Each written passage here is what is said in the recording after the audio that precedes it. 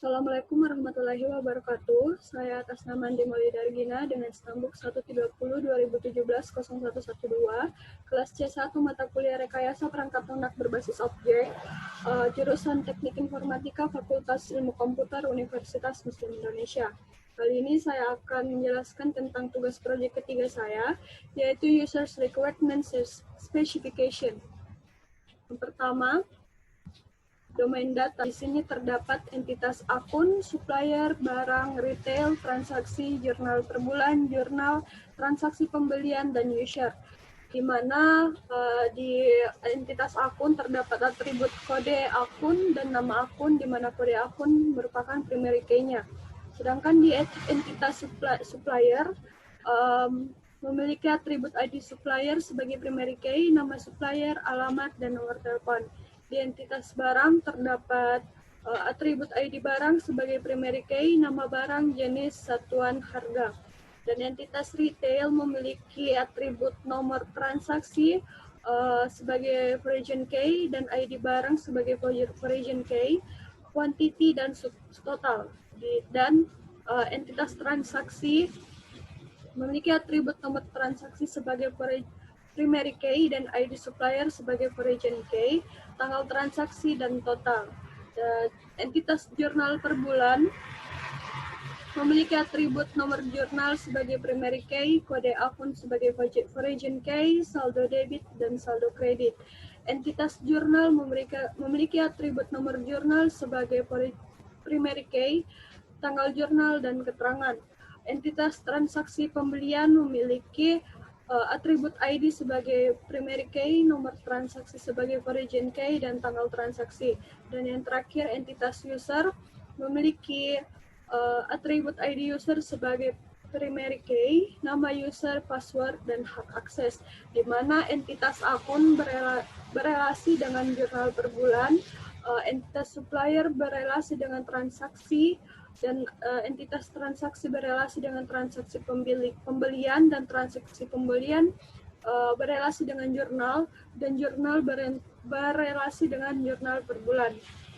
Sedangkan untuk entitas barang berelasi dengan entitas retail, dan juga di sini juga entitas transaksi berelasi dengan entitas retail, dan ada pula entitas user berelasi dengan entitas transaksi dan transaksi pembelian.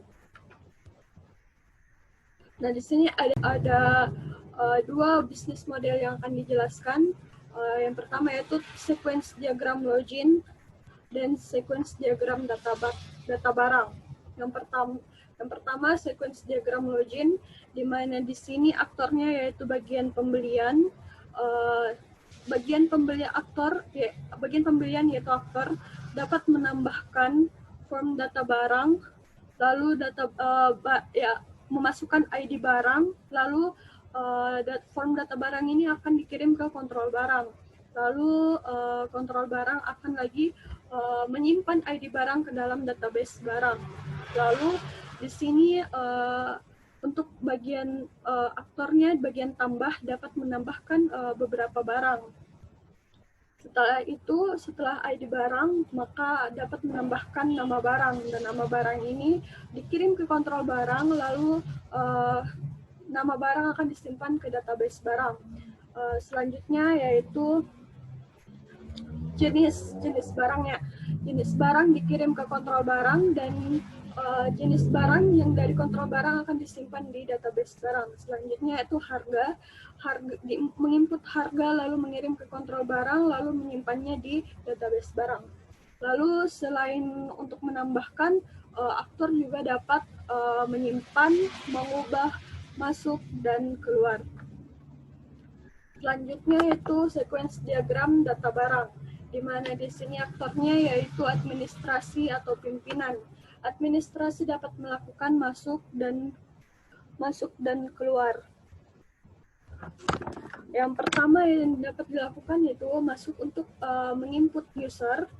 Setelah menginput user, maka control login akan mengecek database user apakah sudah cocok dengan sesuai yang ada di database. Jika salah, maka akan dikembalikan ke form login dan menampilkan pesan bahwa ID user tidak ditemukan. Begitu pula dengan password. Setelah menginput password, maka control login akan mengirim mengecek di database user apakah ada data tersebut atau tidak. Jika tidak, maka dikembalikan ke form login dan akan menampilkan password tidak ditemukan. Setelah itu administrasi juga dapat melakukan pembatalan. Dan terakhir yaitu prototipe antarmuk. Bagian gudang melakukan permintaan barang yang akan diajukan ke bagian pembelian. Pada tahap ini, bagian pembelian akan melakukan pendataan terkait barang yang akan dibutuhkan dan akan dilakukan proses pembelian ke supplier. Setelah itu, supplier menerima surat order dari bagian pembelian. Lalu, supplier mengirim barang pembelian ke bagian gudang di PT GRC. Kemudian bagian gudang menerima barang dan invoice dari supplier. Lalu bagian gudang memberikan invoice kepada bagian pembelian kembali. Terakhir, pencatatan pembelian dilakukan oleh bagian pembelian dengan mengecek invoice, kemudian melakukan pencatatan. Kemudian direkam ke data Excel dan dilakukan pembuatan laporan pembelian untuk pimpinan. Sekian dari presentasi tugas proyek ketiga saya, kurang dan lebihnya mohon dimaafkan. Wabillahi taufiq wal hidayah. Wassalamualaikum warahmatullahi wabarakatuh.